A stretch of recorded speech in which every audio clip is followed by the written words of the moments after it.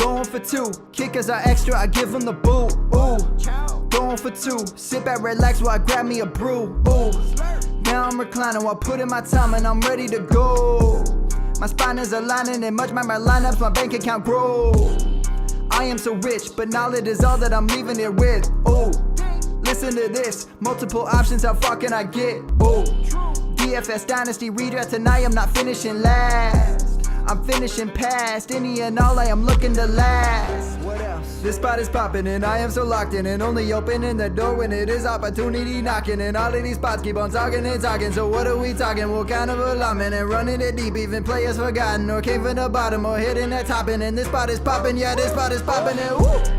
This is the Armchair, yeah. Put up your arms, yeah. Sound the alarm, yeah, yeah, yeah. Woo! This is the Armchair, yeah.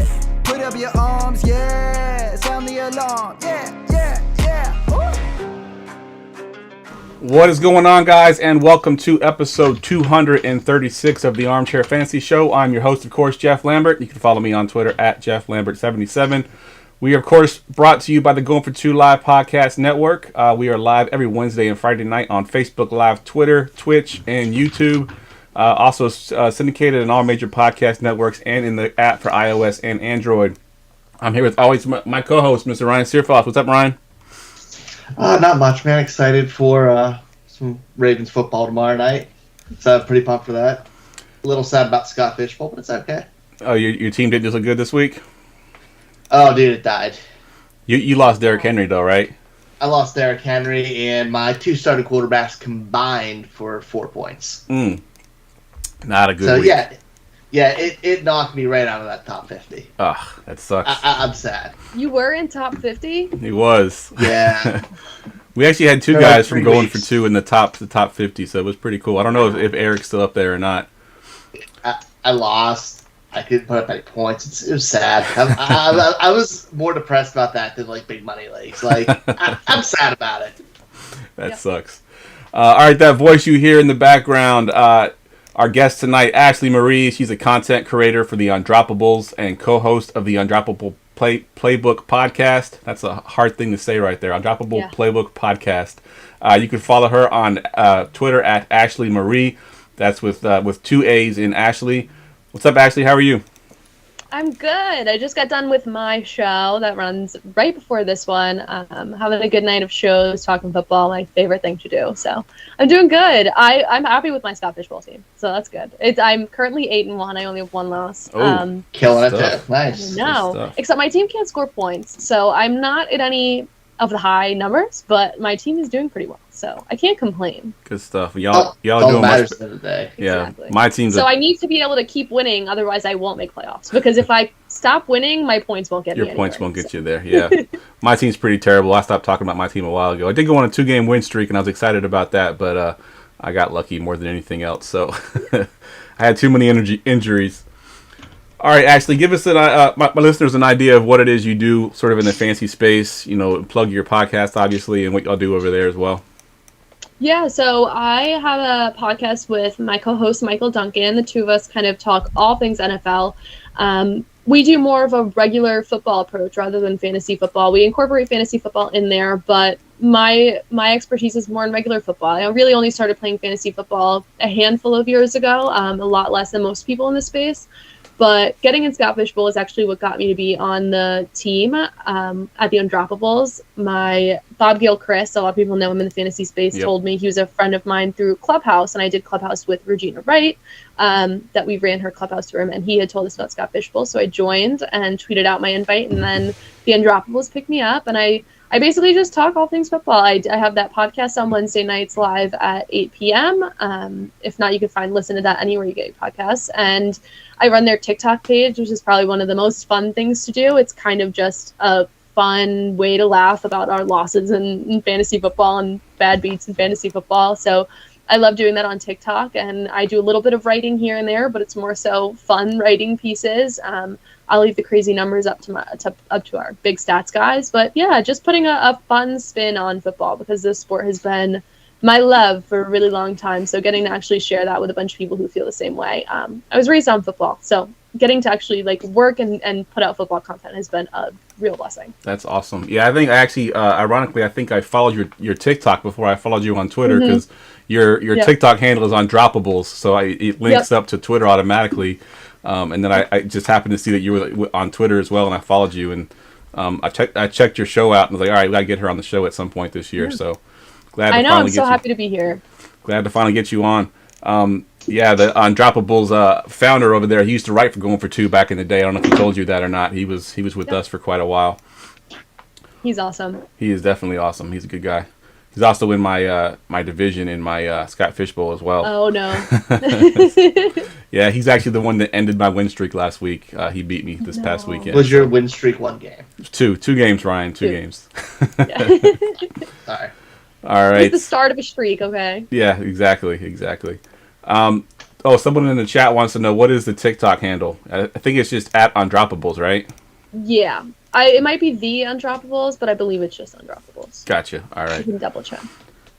But yeah, it's a lot of fun. I do nothing but laugh at myself over there. It's really fun. And I have like full creative liberty, which is fun because I'm a really creative person. So any like trending sound, I'm like, I could take something of this and then just somehow relate it back to football. It is the Undroppables. So it is the okay.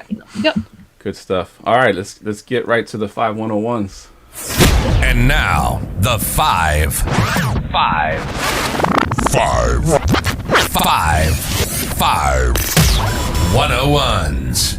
All right, the way this works, I'm going to give you 5 categories, and you're going to give me your 101 of that category. And since we're in November, the first one you have on here is your 101 for holidays. Christmas. Easy. Hands down. All the time. That's a good answer. Yeah. It's the safe answer, but it's the right answer. Yeah, fair enough. I'm in retail, so Christmas is not my favorite holiday because I have to deal with all that mess. But I enjoy Thanksgiving because it's a day off. We actually close, and I get to eat food and watch football. So it's always Thanksgiving. I'm a really picky eater, so I do not like Thanksgiving. Gotcha.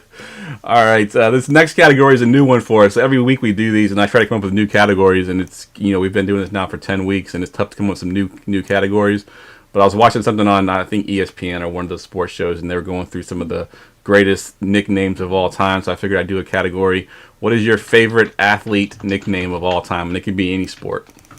So this one was a little hard for me because I had a pretty close runner-up, but I think my favorite overall is Broadway Joe Namath. I think that's probably my favorite one. It came close because I love the UFC, and Israel Adesanya's The Last Stylebender is another one of my favorite nicknames, but I think Broadway Joe Namath. That's awesome. That's a great I really nickname. like that Last Stylebender name. That's nice. And like if you watch the UFC, he lives up to that nickname. It literally looks like he can like bend air and is like matrixing all out there. He can like see the punches come before they even come. But I think Broadway Joe Namath takes over and wins for me. Awesome. Going with the classic. I like it. All right. What about your 101 for your TV or movie character? I have to go with Michael Scott. I think that I love The Office, and Michael Scott is like just an all around. I could turn it on or like watch YouTube compilations of Michael Scott and laugh every single time. Good stuff. I've actually never watched an episode of The Office ever. So no, not a single episode. Not a single episode. I have not. You have to watch the dinner party episode. If you do one thing in your life, watch the Office dinner party episode. God, it's so uncomfortable. Right? Like it's the most uncomfortable episode of TV ever. Jeff, you just need to watch the whole thing. Yes. Like. I'm not a big TV and movie guy. I don't watch a ton, and the only ones that I do watch, I watch with my wife, and she doesn't like comedy, so we've never watched it. But maybe one day when I'm sitting around the house, I'll turn it on and see if I can check it out. All right, your 101 adult beverage. My personal 101 is vodka lemonade. That is my go-to all the time, and the thing I drink more than anything else is an adult beverage. Good stuff. And final one here is 101 music artist or band. Yeah, mine is a little bit, most people probably won't, but mine is Kanye West. Kanye West. Yeah, I like the classic Kanye West. I'm not so keen on the new stuff, but no, I like that. That's a good one. With eyebrows, Kanye West. Yeah. A little bit before crazy Kanye West. Yes, yeah. Like Agreed. just partially. Crazy. Yeah, just a little crazy, but not the full crazy. Not full on crazy. All right, good stuff. Let's go ahead and jump right into the news and notes. News and notes from around the league. News and notes is always brought to you by the Dynasty Trade Calculator. Everybody hates bad trade offers, right? No one wants to be that guy. Never make a bad offer again with Dynasty Trade Calculator. Visit goingfor2.com/DTC to sign up for $15 a year. That's right. All you do is go to goingfor2.com/DTC. Get the best trade calculator on the market for $15 a year. Stop guessing, start calculating. All right, so our first topic here, and I thought he'd be signed by now, but apparently I'm seeing now that it's going to be a couple days before he does get signed. But the latest on OBJ, Ryan, I'll go to you first on this one. We've heard Packers, we've heard Saints. What are you thinking about the situation here, and is there anywhere that you prefer him to go if you're an owner? Prefer probably Green Bay, but they're the only one whose offer came out, and they offered him the league veterans minimum. Yeah, I saw that. Which I don't even know if that's $1 million. Like, I feel like he could feel disrespected by that. 100%. 100%. Like, he's OBJ. Just knowing OBJ, like, we know this. I don't buy the Saints because the Saints don't have a quarterback. And his big issue is he had issues with his quarterback. He forced a trade because his dad posted this video, like, to help push this. Like, so that kind of knocks them out. And then it's KC or maybe the Patriots, both right around that contender mode. But only one, he's going to be the true wide receiver one. I'm starting to lean towards the Patriots for it. Sorry for the long-winded explanation of it, but thought process had to be explained on, like, why. No, I feel like it's going to be the Patriots. That's totally fine. Yeah, I saw a TikTok on this whole situation, and it's a used car salesman selling this old hoopty to somebody, and it's like, this is Sean Payton trying to sell OBJ. I'm coming to the Saints because, Trevor Siemian or Taysom Hill just not really going to get it done for me. What about you, Ashley? What are your thoughts on OBJ and where he might end up?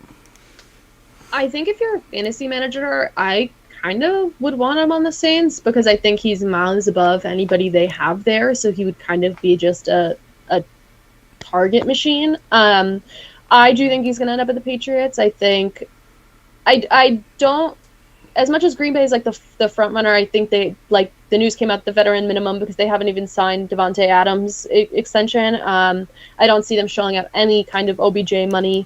I'm leaning towards the Patriots because I could see them making a real push. I don't think they need his help essentially, but I think their team could very much improve from having him there. I talked a little bit on my podcast about how I could see it working out with the Chiefs, even though Tyreek Hill is there. There's no real wide receiver 2 level there currently, and I think having no wide receiver, like good wide receiver 2, is impacting Tyreek Hill a lot, and that's kind of why he's in a little bit of a slump. So I think having OBJ there could be really useful for Tyreek Hill, but for me, the Patriots stick out more than anything else. Yeah, I think the Saints is kind of a throwaway one. Yeah, it's funny because Gerson in the chat just said the Saints would be a homecoming because I guess he grew up in Louisiana. I didn't even know that. Oh, so that's potentially a thing there. But yeah, I think the Patriots are probably the one that was probably the leading there. I think it's kind of their thing to go out and get these receivers. They did it back in the day with Chad Ochocinco. Obviously, Randy Moss was there. They've done it in the past. And they give second chances and people who aren't like good social media people. You know what I mean? Like, it's not they don't really uphold this like crazy strict standard like other teams do.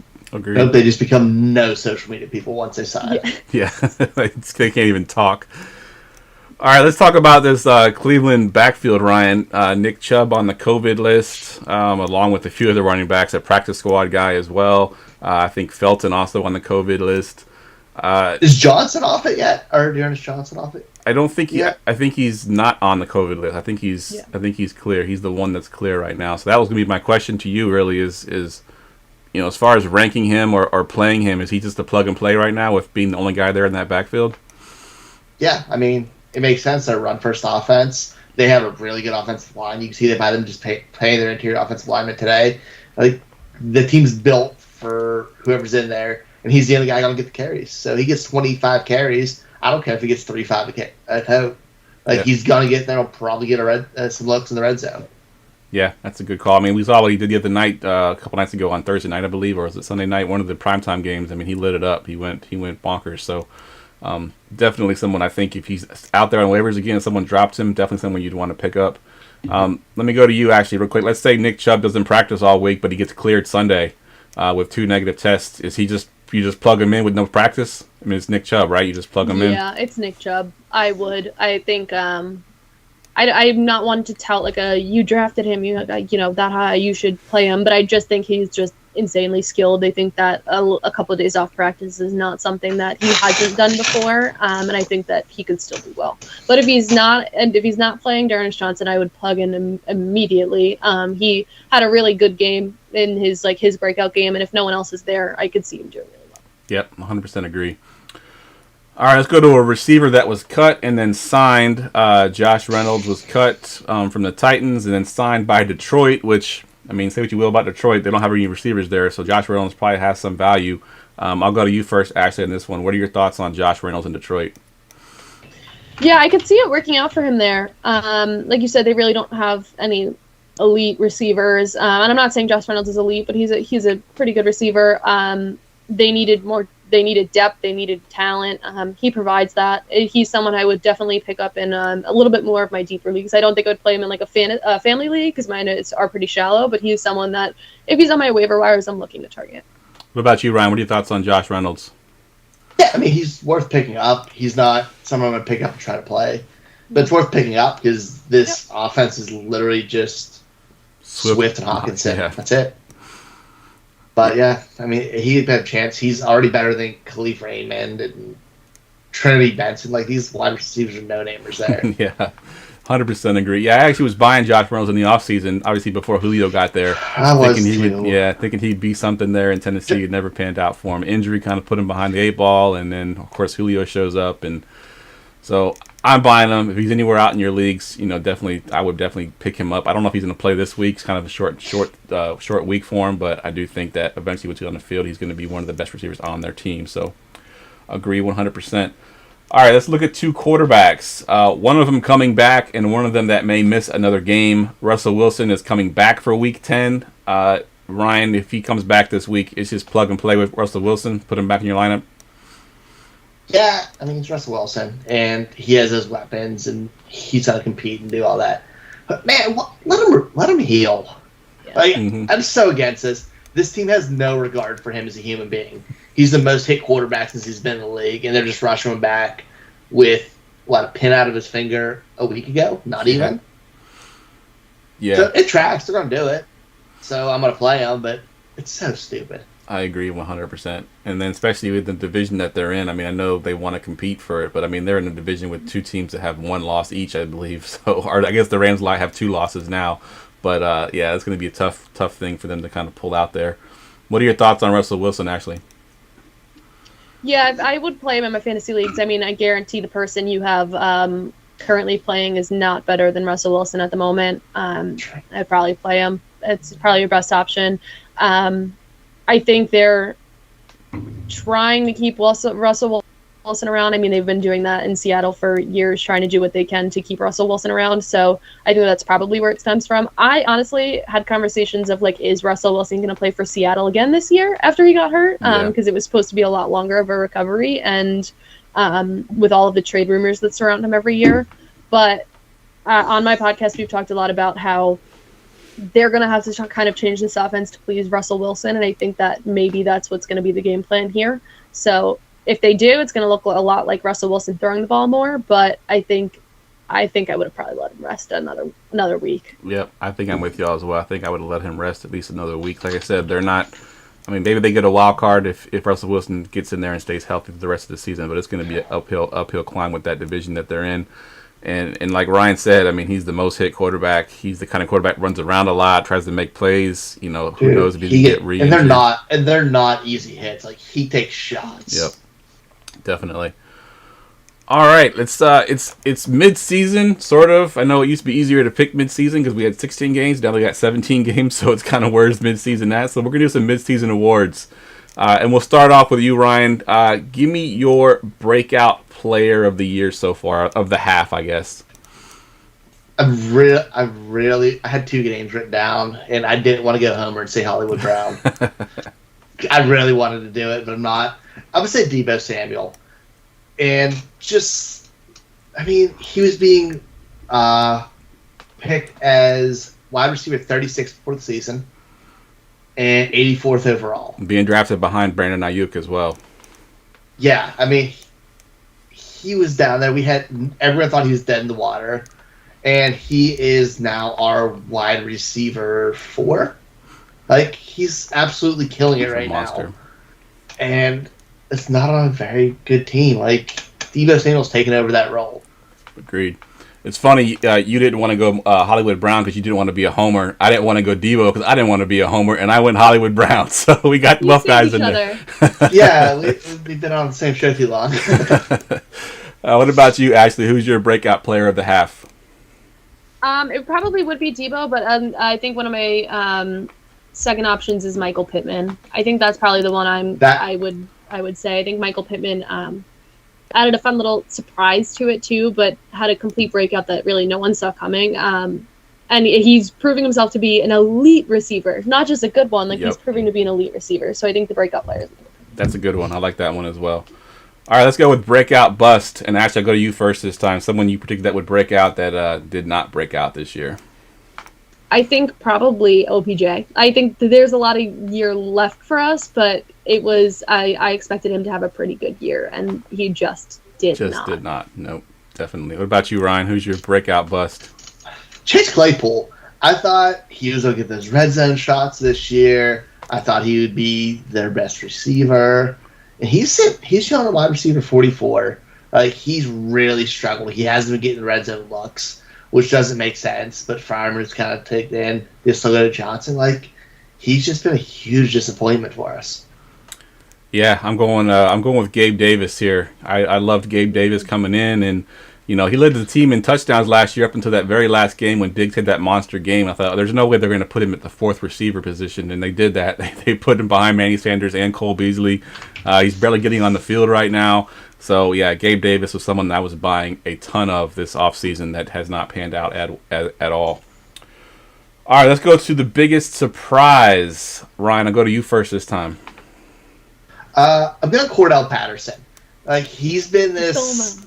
Sorry. He's been like this weird gadget player who's never really done anything fantasy-wise or been relevant. Like, he didn't even do anything NFL-wise. Yeah. I will say, I had him in a 32-team league, or 24-team league, and started him last year, which was like 4 points a game, but that big league, you had to do it. And I freaking love it in that league this year because he's been awesome.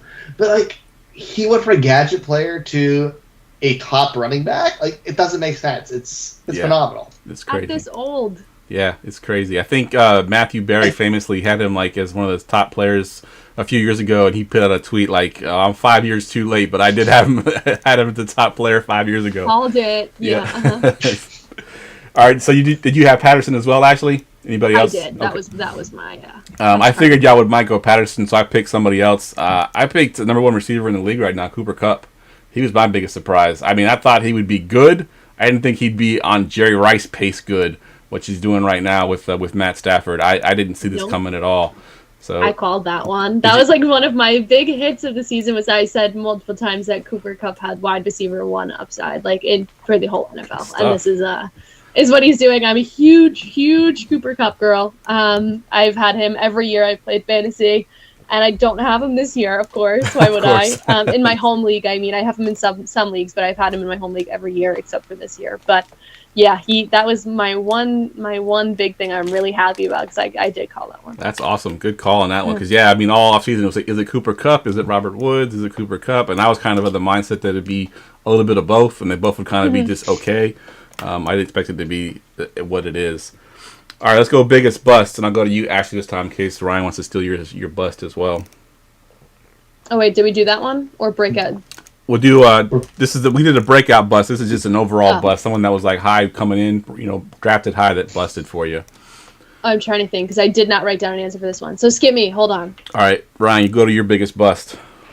Allen Robinson. Like, I don't know if there can be a bigger one than him. Yeah, sweep it. It's so impressive. Yeah, I've got Allen Robinson on my list too. He was my top bust because I mean, in one of my leagues, I think I gave up a few first-round picks in my dynasty league just to get him because I was like, this is the guy that's going to complete my team, and right now I can't even start him. It's that bad. It's terrible. I remember us saying, "Wow, Allen Robinson's proved to be quarterback proof." Quarterback proof. And this year is going to be the year that he has the best quarterback he's had in his whole career. Yep. How wrong we were about that one. All right, best waiver ad, Ashley. Elijah Mitchell. That was one of the ones that was like, you're going to spend all your free agency budget on him. And he won me some weeks where I was down because of an injury or because of buys. He's definitely one for me. That's actually my favorite one because that was my I was all off season. I was like, Elijah Mitchell, I wouldn't be surprised if he leads the backfield in fantasy points this year. No one believed me. They're all like Trey Sermon this and Raheem Mostert. And I was like, nope, Eli Mitchell's my guy. And I agree 100%. I don't have him as my best waiver ad. I have somebody else. But Ryan, who do you have? Well, I had 2 written down. That was my first one. I had a feeling it was going to get picked. I want Jade Mckissick.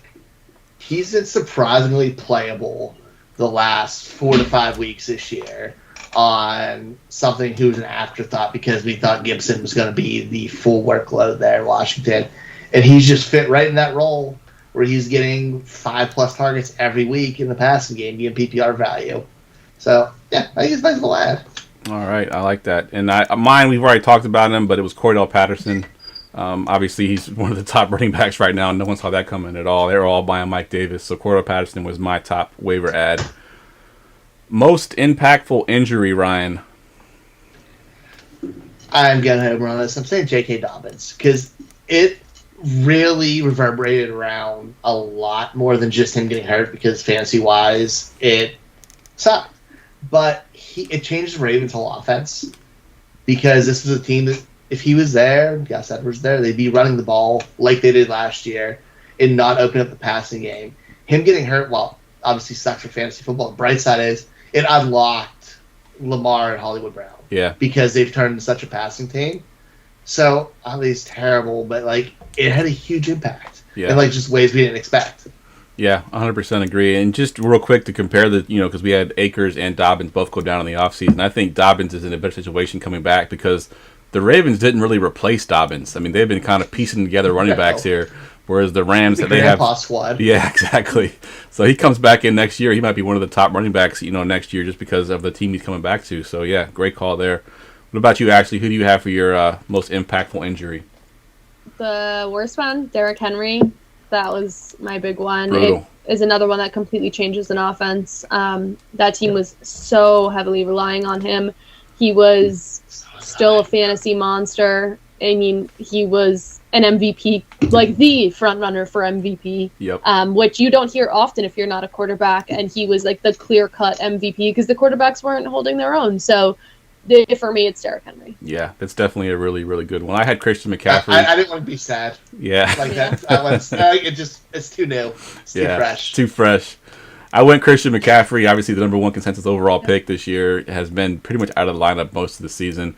Hurt a lot of my teams because I was taking him everywhere. I have him in my Dynasty League too. So Christian McCaffrey was my most impactful injury. I have a feeling this next one's going to be a consensus, but we'll talk about it anyway. Rookie of the year. Actually, we'll go to you first. Jamar Chase. Yeah, definitely. Ryan, you got Jamar Chase too, or you got somebody else on your list? No, I got Chase. Yeah, it's definitely Chase. I think it's close in the weeks. No, not really. I think Najee Harris has been really good fantasy-wise. It's not close. Yeah, I think Chase has just been. I mean, he's a monster right now. I mean, he's like a top 5 receiver in the NFL right now. The first week that he didn't have a great week, and that was, and we're halfway through the season. Yep. So. Yep. Yeah, he's wide receiver 3 right now. He's a monster. Yeah. All right, last one. The MVP of the half, Ashley. Cooper Kupp. Cooper Kupp. I was debating between Cooper Kupp and somebody else. Who do you have, Ryan, on your list? I've had Cooper Kupp. Cooper Kupp as well? Well, I went Derrick Henry. I mean, I know he's not going to be playing the second half, but the first half he was definitely carrying teams for sure, including his Titans. Derrick Henry was a beast, so that was my pick. All right, that wraps up the mid-season awards. Let's get to our prop bets. Going for 2 Live and PlayPickup.com present the Pickup Props of the Week. All right, we've done this now. This is the 10th week. The prop bets are brought to you by PlayPickup.com, our sponsor. Look for Play Pickup props embedded in all of our articles at GoingFor2.com. Play those prop bets. Be sure to verify them with a phone number, and you can win some free stuff. So visit PlayPickup.com for more details. All right, let's get to some of these prop bets here. We got 5 of them on the list. The first one, I'm going to go to you first, Ryan. DeAndre Swift versus Najee Harris, obviously playing in the same game there. I believe they're playing the same game, aren't they? Yep. Yeah. More total yards, so not just rushing yards, total yards. Swift and Najee Harris, who you got? I'm leaning towards Harris just due to the fact, matchup-wise, it's not as good of a defense, and his volume is just so consistent. So I'm going to go with Harris. All right. Ashley, what do you got? That was mine too, and I think based on defenses too, the Lions do not have a good defense. The Steelers have had a pretty decent defense. I could see Najee having more total yards. Yep, I'm going with Najee Harris as well for the same reasons. I think the game script favors him. And the field agrees there at 75% clip. They got Swift at 25% off. 25% as a pick. Going to the next one here. Catches for Diggs versus the Jets. Over under 5.5, Ashley. I have over. It's right around where he's been going, and I just think the Jets' defense, the game script, I think Stephon Diggs goes over. And they had such a bad loss this week that I could see them just absolutely laying it downfield. Yeah, I agree 100%. I think I'm going over as well. Ryan, are you going over on this one? Sweep it. Sweep it. So, in the field's also going that way as well. This one is a little bit tougher because there's now an injury that popped up. I put this out before the injury news came up, but assuming he plays, it's Chris Godwin versus Terry McLaurin. Who has more receiving yards in Week 10, Ryan? McLaurin. Bucks pass defense is horrendous. And, I mean, they're going to go to McLaurin. Like, no one's covering him. Like, he's their target monster. And Godwin, one, he's hurt, and two, there's always that chance that Mike Evans gets the volume. Or somebody, or Gronk gets it, or somebody else. Or Scotty Miller, for all we know. Like, I trust McLaurin's volume. All right. What about you, Ashley? What you got, McLaurin or Chris Godwin? If Godwin's healthy and ends up playing, I'm going Godwin. I think with Tampa's, front five, going to push heavy on Washington. I think their passes are not going to be as good as they can be. And even with a bad pass defense, I mean, it's still the Bucs. I think Godwin wins out, especially with Antonio Brown most likely not playing. Yeah, and I think Gronk is also most likely not playing as well, right? Yep. Yeah, so I'm going Chris Godwin for those reasons as well, because Gronk and AB likely out. Tom Brady was on his bye week and comes back and he's still the top fantasy quarterback in the league right now because they're throwing the ball so much. So even if Evans gets his, I think Chris Godwin still is going to be fine. Another injury that popped up here. Let's assume that he also plays. Alvin Kamara versus the Titans. Over under total yards for Alvin Kamara, Ryan, 109.5 total yards. I'm going under. Titans defense is balling this year. Like, it's carrying that team. And they've done really good against the run and running back. So I am going to go Kamara. I'm going to go under. All right. What about you, Ashley? Over under Kamara, 109.5. Yeah, I'm going under. That 109 is usually his right around where he's been going. With a little bit of a lingering injury and a really good Titans defense, I see him going under. I think if it was 100, I'd have a lot harder time. 109 is what's really getting me. The extra 9 yards is what's going to make me go under. Yeah, I'm with you as well, and so is the field under 109. And the last one here, if I had posted this one in week 1, 2, 3, I would have been laughed at. But this one, Patrick Mahomes versus Derek Carr, who has more passing yards on Sunday Night Football, Ryan? I'm going Mahomes.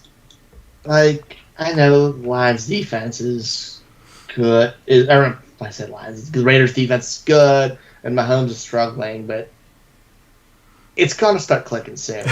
We keep saying that. I mean, we're midway through the season, and it hasn't yet. Yeah, but it's still a small sample size. Like, it's going to click. I hope it doesn't, because I don't want the Chiefs to make the playoffs or him to do well, but it's going to click. All right. Are you going Derek Carr or Patrick Mahomes, Ashley? I'm going Derek Carr. Just overall, Chiefs defense is absolutely atrocious. Derek Carr is going to play it all game long. Mahomes is not Mahomes this year. A ton of incompletions is going to a lot of incompletions and several interceptions is going to keep him off the field for longer than we've seen in previous years. And Derek Carr has been putting up absolutely stellar numbers, while Mahomes has been putting up average at best. It's Derek Carr for me. Yeah, it's average for him though. Like, yeah, it is. But I mean, when you look at Derek Carr's, who's putting up 300 plus 300 a game, they're 30 yards away from each other this year. Yeah. But Derek Carr is putting up more reliable numbers than Patrick Mahomes has. Yeah, and I think Derek Carr is going against the weaker defense of the two, I believe, too. That's also going to play a part because that Chiefs defense, even though they looked okay against the Packers, it was Jordan Love back there. So I think if Rodgers would have been back there, it would have been a whole different story. All right, that wraps up the playpick'em.com prop bets of the week. Let's get to some listener questions here. We got a bunch of trade questions this week. The first one here, I don't have his name here. Patrick Can't Throw is his team. He's getting Dallas Goedert and Ezekiel Elliott. He's giving away Russell Gage, Saquon Barkley, and Brandon Cooks. I'll go to you first, Ashley, on this one. Which side do you like on that one? I'm on the Dallas Goedert and Ezekiel Elliott side. I think Goddard is putting up really good numbers. Zeke is, as much as I hate to say it, an upgrade from Saquon this year, who's in a bad offense with a bad O-line and hasn't played much. Brandon Cooks is average. He's been good. He's been good. Okay, don't make that face. He has been good. I think I don't want to say average. Average is a bad word. He's been good, but I still think I like the Goddard side, and I kind of expected a little bit more from Brandon Cooks. His situation is still really dependent. Tyrod Taylor's the quarterback. I like the Goddard and Zeke side. All right. What about you, Ryan? I think I agree with the side. I don't agree with the disrespect to Brandon Cooks. Ryan loves Brandon Cooks. I love Brandon Cooks. Cooks. He's not average. I don't know why I said average because he's not average, but I think what I meant to say is we did expect him to do a little bit more when he's like the only person. The only one there. Yeah. Good call. Yeah. Getting a tight end you can trust on a week-in and week-out basis is more important than Cooks. And Russell Gage is a throwaway piece at this point. Yep. And you're right, I agree. I'd rather have Zeke than Barkley, and I feel gross saying it. Yep. I'm a Giants fan, so do I. All right. Sweep it for me as well. It's the Goddard and Ezekiel Elliott side for me as well. This next one's half-point PPR. He's going to give up Kyler and Swift and get Brady and Chubb. I'll go to you first this time, Ryan. Actually, I went to you first last time. I'll go to you first, Ashley. I like Kyler and Swift better. Swift is an upgrade. I like Brady. He's been a really good fantasy quarterback this year, but I like Kyler better. I think I just like that side overall better. I like Swift a lot this year and for the rest of season too. So I think that's more what I'm leaning towards. Yeah. What about you, Ryan? What she said. Yeah, there's nothing I disagree with there. I'd rather have Kyler than Brady, and I'd rather have Swift than Chubb.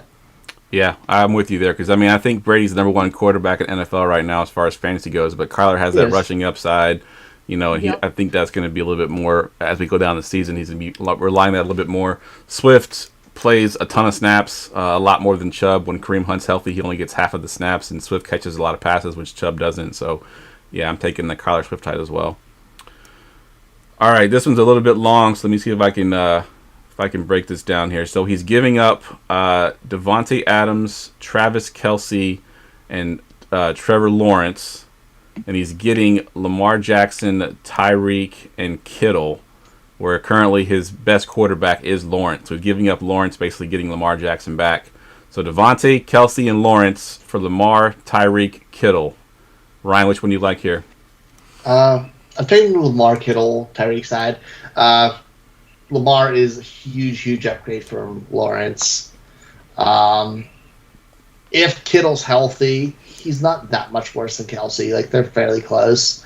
And I like Tyreek Hill's situation. I feel more comfortable with him right now than Devontae Adams because we know what the future holds with anything with that team and all that malarkey.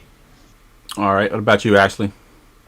Yeah, I agree. It makes me nervous about Kittle, but the upgrade at quarterback is just too juicy to pass up for me. It's huge. Especially when you say what you're looking for as an upgrade at QB. What that gives me is kind of that The other pieces are a little bit less important. While they're important players, that kind of shows me you probably have a little bit of depth at those positions and you don't have any depth at quarterback. So that upgrade at quarterback is just way too good to pass up. Yep, I'm with you 100% for that reason, because Kittle, Kelsey are close, Tyreek, Devontae are close, Lamar Jackson and Trevor Lawrence are not close, and that's what breaks it for me. I've got a couple more let's do here. Let me get to one of the ones down the page a little bit. Actually, I want to get to this one because I know Ryan likes both of these guys, and I just wanted to see his opinion here. Judy or Waddle, Ryan? Oh, gosh. I wish I knew if this was Dynasty or Redraft. Yeah, it doesn't say on Me there. too. But, you know what? I'm going Waddle either way. I love him in that offense. I love Jalen Waddle's skill set. Like, everything about it. And that's saying a lot because I feel strongly about Judy as well. What about you, Ashley? Judy or Waddle? I think I'm going Judy. Miami's just absolutely a disaster currently. That I can't really put too much faith in Waddle right now, unfortunately. It pains me. It really hurts, but I'm going Judy. It feels like such a lateral trade. It does. It Yeah. does. I feel like you're basically trading for like the exact same player to an extent. I've never been a fan of trading one for one at the same position because it's basically the same. It's just preference at that point, which one you In like Dynasty sometimes, but not in like redraft. Yep, agreed. Let's do one more here. Would you rather have Jonathan Taylor or Swift, Dobbins, and a 23 first? Obviously, this is for Dynasty. I'm going to go to you first, Ashley. So Jonathan Taylor or Swift, Dobbins, and a 23 first? Listen, Jonathan Taylor is really good, but I'm taking the other side. I'm taking Swift, Dobbins, and a 23 first.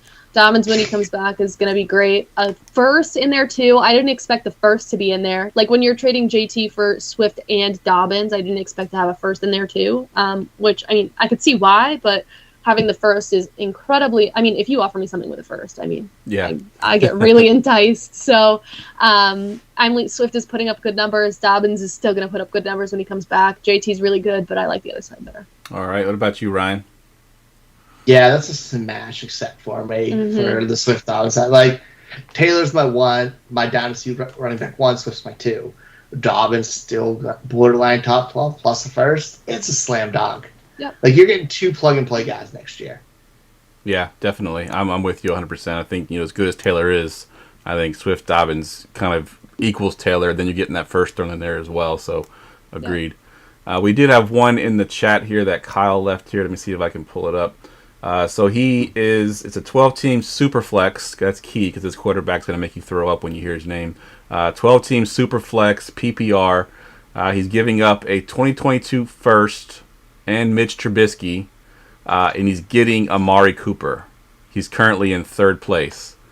Ryan, I'll go to you first on that one. So keep in mind it is super flex. So Mitch Trubisky, he's in third place. He's in third place in his league right now. Give me Cooper. The Cooper side. You're essentially trading a first round pick for a top 15 wide receiver who can play, who's still fairly young and has 4 or 5 years left. Yeah, I'm making that all day. All right. Trubisky is a non-factor. Yeah, even in Superflex. Even in Superflex, he's still a backup. Like, it's a non-factor. Agreed. And actually, I see you nod your head. You agree with that as well? Yeah, I agree. I think the first price tag is right, but in an offense where he splits with CeeDee Lamb is still a little bit scary to me, but I would still offer that. I think that's a accurate offer. Yeah, I think anything less you'd get laughed at, so you have to give the first in order to get them. So I personally wouldn't do that, but I think I would advise others to do that. Is fair enough. Yeah, I think the fact that he's in third, it means he's contending. So Mr. Trubisky's not helping you. That first round pick's not helping you. Nope. Amari Cooper probably is. So that's why I think I would go for it. All right, that wraps up the listener questions. Let's get to the final segment of the night. Get ready for GoingFor2.com's Forgotten Fantasy Player of the Week. All right, Ashley, we've had some really good ones this year for Forgotten Fantasy Players. You said you hadn't been playing fantasy very long, and I think we had somebody else that didn't have been playing fantasy very long either, but I'm curious to what you went with here for your Forgotten Fantasy Player. Yeah, one of the ones is Michael Crabtree, who was a throwaway piece in a trade where I got Zeke and helped me win a championship. So that is why I go with Crabtree.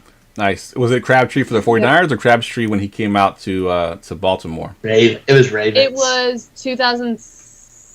I can't remember the year. I believe it was when he was with the Ravens. I can't remember. When did he come to the Ravens? It had to have been if it was with Zeke. Yeah. There we go. I couldn't remember what years he was there. There we go. Good call. Good stuff. That's a good one.